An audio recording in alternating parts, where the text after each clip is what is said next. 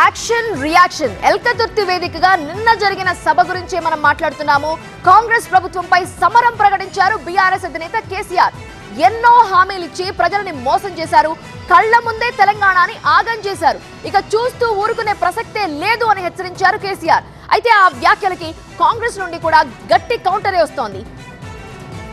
ఎట్లుండే తెలంగాణ ఎట్లయింది? 2013 కంటే ముందు నాటి దారుణ పరిస్థితులు మళ్లీ రాష్ట్రంలో కనిపిస్తున్నాయి. ఈ దుస్థితికి కాంగ్రెస్ ప్రభుత్వ చేతగానితనమే కారణమంటూ మండిపడ్డారు మాజీ సీఎం కేసీఆర్.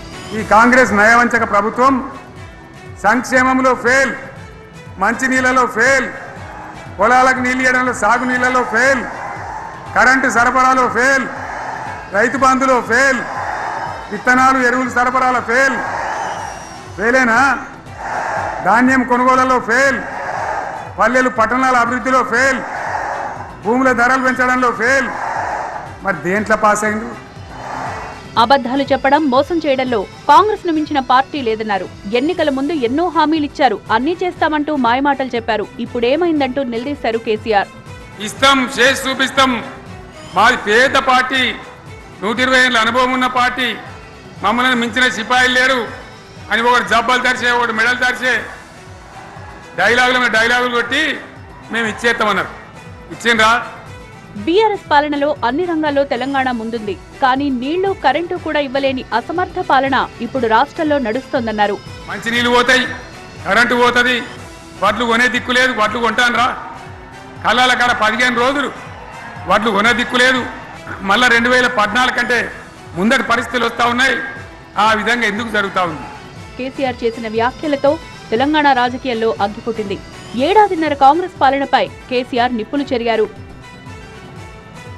సో చూస్తారు కదా కేసీఆర్ కామెంట్స్ కి అంతే స్ట్రాంగ్ గా అధికార పక్షం నుండి కూడా కౌంటర్ పడింది. కాంగ్రెస్ ని విలన్ గా చూపించే ప్రయత్నం చేశారంటూ కేసీఆర్ పై నిప్పులు చెరిగారు. వాళ్ళేమన్నారు ఇప్పుడు చూద్దాం. ఏదో విలన్గా చిత్రీకరించే తాపత్రయం, ఉక్కురోషం, కడుపంతా విషం పెట్టుకొని మీరు మాట్లాడుతున్న తీరు చూస్తుంటే చాలా బాధ అనిపించింది.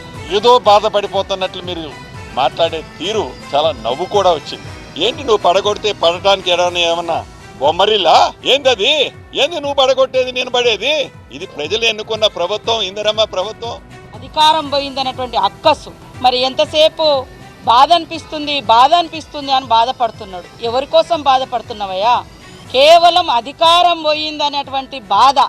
అధికారం పోయిన తర్వాత నీ కుటుంబంలో అనేక చీలికలు, పేలికలు, అనేక ఆస్తులు అటు ఇటు అవుతున్నాయి, బజార్న పడుతున్నాం అనేటువంటి బాధ తప్ప ప్రజల గురించి నీకు బాధ ఉంటే గత 10 సంవత్సరాలలో నువ్వు ప్రజలకు ఏం ఒరగబెట్టినావని మేము అడుగుతా ఉన్నాం. మీరు 10 సంవత్సరాలు ఒక్క ముఖ్యమంత్రి ఇలా 8 లక్షల కోట్ల అప్పు చేసింది నిజమా అబద్ధమా?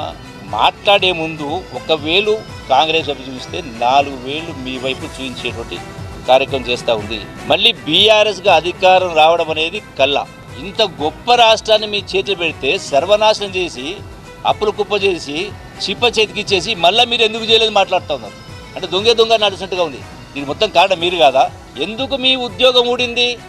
ఎందుకు మీ అధికారం ఊడింది? గొంత గొప్ప పరిపాలన చేస్తే మీరు కాంగ్రెస్ పార్టీ తెలంగాణకు విలన్ అన్న మాటలు ఉపసంహరించుకోవాలని డిమాండ్ చేస్తూ ఉన్నాం. కాంగ్రెస్ పార్టీ విలన్ అయితే, ఒకవేళ తెలంగాణ కాంగ్రెస్ పార్టీ ఇవ్వకపోతే కేసీఆర్ 3 చెరువులు దాగినా 100 కేసీఆర్లు వచ్చినా తెలంగాణ ఏర్పడేది కాదు. నీ పార్టీలో ఇప్పటికీ కనీస జ్ఞానం కలిగి సామాజిక న్యాయం ఇవ్వవు. అడిగిన శాసనసభ్యుని మెడలు పట్టి బయటికి తోలుతావు, డైరీ రాస్తావు, 1 black diary, 1 diary, red diary. ఏమవుతుందా?